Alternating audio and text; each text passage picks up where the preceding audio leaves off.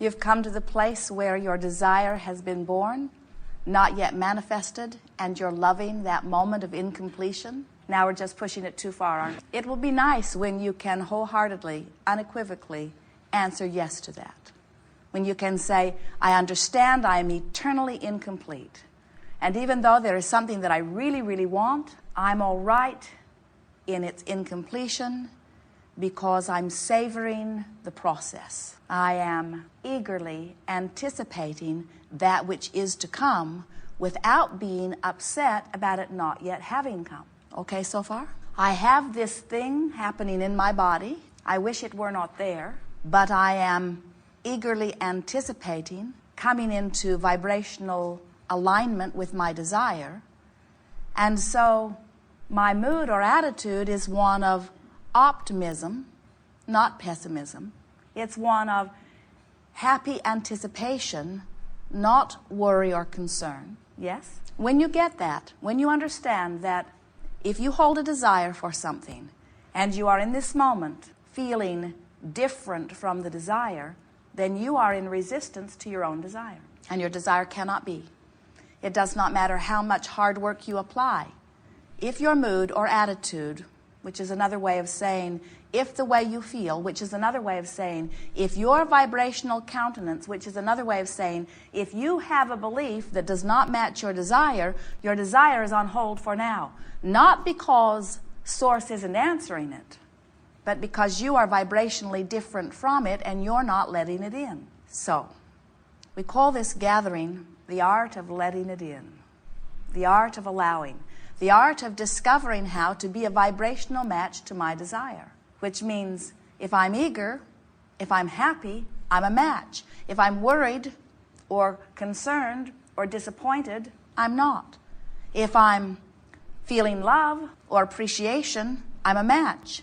If I'm feeling fear or anger or frustration or guilt or blame or loneliness or any of those other things, there are really only two emotions. One feels good and one feels bad. But you call them all sorts of different things. And if you're having one of the bad ones, that which you call not feeling good, then you have some vibrational resistance going on, which only means you have a habit of thought, that's all a belief is, that is contradicting your own desire. It's nice when you realize that you have the ability to choose thought. And when you choose a thought, the thought vibrates, which is what makes up your vibrational countenance right now. So if you understand that you can choose, and more importantly, if you practice choosing, then you reach the place that under any and all conditions you can choose. Most don't choose deliberately. Most choose sort of by default. And what we mean by that is you picked up vibrational patterns along your way. Something happened when you were 2 or 3 or 5 or 20 or 40 or 50, or something happened along the way which got your attention. And you gave it enough of your attention, you practiced it long enough during the time that it was happening, that it sort of got a vibrational toehold. In other words, it's something that you talked about that you continue to talk about. Creative process is 3 steps. The first step, you must decide what you want. A desire is born. That happens without you having to be consciously focused about it.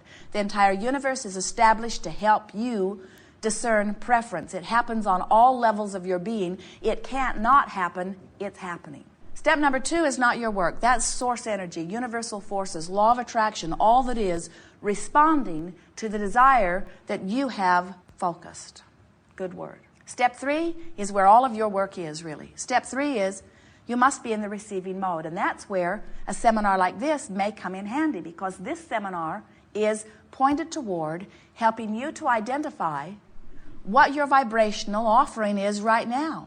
And your emotions are these wonderful moments in guidance to let you know your vibrational harmony or disharmony with who you are in your own desire.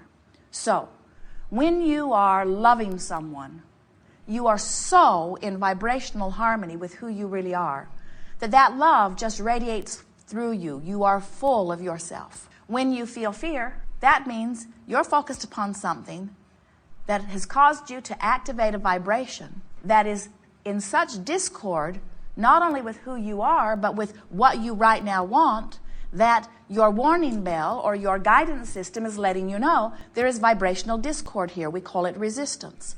So there is the allowing of the source energy to flow through you toward the completion of your desire, or there is the resistance that does not allow the energy to flow through you toward the completion of your desire. But you have your hand on that switch. You are the allower or the resistor, and your emotions tell you which you're doing right now. It's easy once you understand the formula.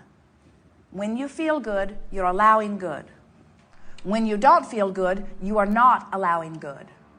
Now, can you hear that? We didn't say when you feel good, you are allowing good, and when you feel bad, you are allowing bad, although it may translate into your experience in that way. There is only a source of well-being which you are allowing or not. And if you are not allowing it, then you translate that into bad experiences. You say, a bad thing happened to me, I got run over by a truck, or a bad thing happened to me, cancer got into my body, or a bad thing happened to me, my lover ran away, or my fortune has been lost. And we say, bad things don't happen, but you can resist good things. And sometimes you get into such habits of thinking the way others are thinking. In other words, as your nation or your city or your family goes through a crisis and focuses upon that crisis, can you imagine how much vibrational practicing you're doing in the middle of that crisis? And so what we are suggesting is that while there is a varied palette that you can choose from, and while there are certainly things that have happened and maybe even are happening that when they get your attention you don't feel good, you don't have to be stuck. You do not have to be stuck with those things. You do not have to be stuck with those things being your dominant vibration. Dominant thought. It's a good way to approach this because that's what beliefs are. They're habits of thought that have been so practiced that they become dominant vibrations within you. So how do you know what your dominant vibrations are?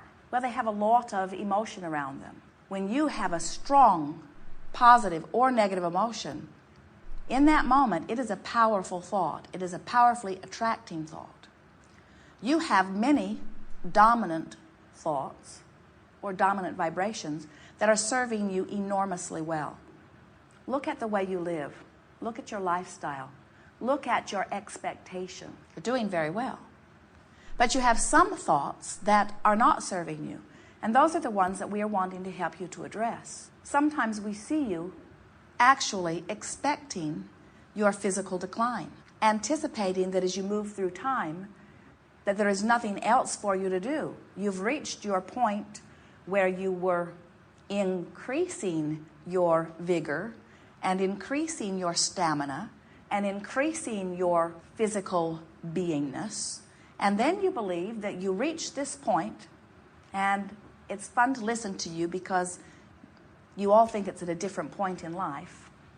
And then you reach that pinnacle, and then it's just this long slide down into decrepit death. And what we're wanting you to understand is that your vitality and your clarity and your physical prowess is about your vibrational allowing. It's about resisting or allowing, period. But as you become statisticians who review the statistics that have been gathered, and because you are problem solvers, which means you're often looking at the problem and amplifying it in a very disproportionate manner, what happens is something that is actually astonishing. In an environment where well-being is huge in proportion to not well-being, you have managed to feel more vulnerable than you do vital. As we chew with Esther about this a little bit, and she watches different things happening, and she feels her own response to things, and sometimes a response that she knows is not serving her, and then she'll get to thinking about it, and she will get all huffed up about it, and she will say to us, I can damn well choose what my own dominant vibration is. And we say, well, we would like it to feel a little more positive to you than that, but that's a good starting place. In other words, you're in stage one when you say, I'm going to choose how I vibrate. And so that's what we want to talk about with you here today, because when you are really choosing what your vibration is, then you are really choosing your state of allowing. And when you are choosing your state of allowing, then well-being must be your experience. You want it, you've been preferring it, you've been letting the universe know endlessly that it is that which you want. Now all you have to do is get into a vibrational habit of thought where you let it in. That's all. And it's much easier than you might think at first. So toward that end, we have devised a game we are calling virtual reality. Sometimes you think it is like creative visualization, and it is in a way, but there are some differences in virtual reality because the game or process of virtual reality has only one intention, and that is, ready, for you to practice a thought with the singular intention of making a vibration of your choice dominant. That's all it is. It's practicing vibration and making it dominant. It's saying, this thought feels so good to me, and I'm going to hold my mind there long enough that this thought becomes an easy thought for me. Because that's what a dominant thought is. A dominant thought is an easy thought. It's a thought that you come upon easily. And you know why it's an easy thought? Because law of attraction is supporting it. In other words, you get started on a little negative thought and you hold it for a little while, the little negative thought gets bigger, and you hold it a little longer and other people start talking to you about it, and you hold it a little longer and books and magazines and avalanches of information begin to come in about it, and you hold it a little longer and you begin running into people that are having the experience, and you hold it a little longer and you begin to be one of those people having the experience, and you hold it a little longer and you join groups where everybody's having those experiences, and then you become one who believes that that's the way it is. And we say, oh boy, you didn't need to go there. And if it is a belief that serves you, then it was worth holding that thought and getting there on purpose quickly. But if it is a thought that does not serve you, then wouldn't you just as soon not go there? So, virtual reality, you have a stance like a movie director where you are setting the scene. We would suggest that the first thing you do in this 30-second virtual reality is decide where it will be, what time of year it is, what time of day it is, what it feels like in the atmosphere around you, what your mood is, who else is there, doesn't have to be anybody, could be all alone, how they feel, and then a quick exchange between you. And what we notice is that as you set a scene and you pick a place you think you'd like to be or you know you'd like to be, and you make it the time of year that feels the very best to you, and you make it the time of day that feels the very best to you, that will conjure a mood within you. You'll feel the mood begin to bubble. And as the mood begins to bubble within you and you put words to the mood feels stronger. And as you decide who else is there, the mood may be enhanced and it may be diminished. That's why we encourage you to only choose enhancing others to be with you. And then exchange a few words and then leave. In other words, the process is get in, feel good, get out. Esther noticed as she began playing with it that she could get in pretty easily. She could feel good pretty easily. And if she didn't get out quick, sometimes she felt less good if she stayed longer.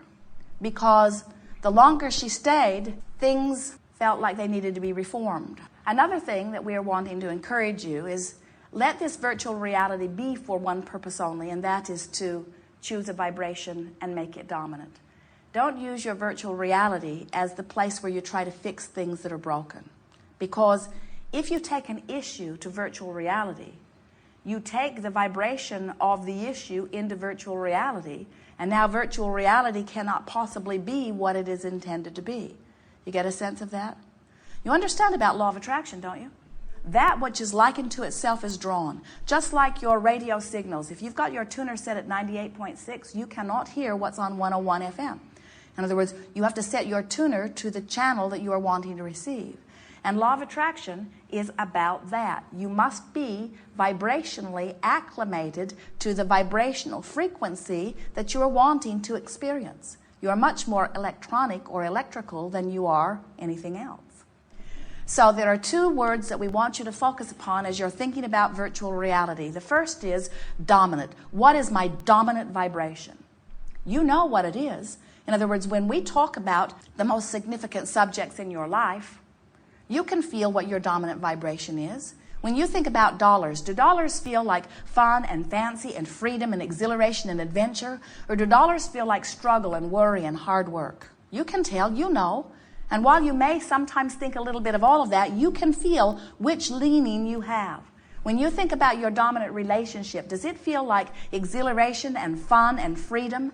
Or does it feel like struggle and hard work? When you think about your body, does it feel hearty and sure, or does it feel tentative? Do you worry? You can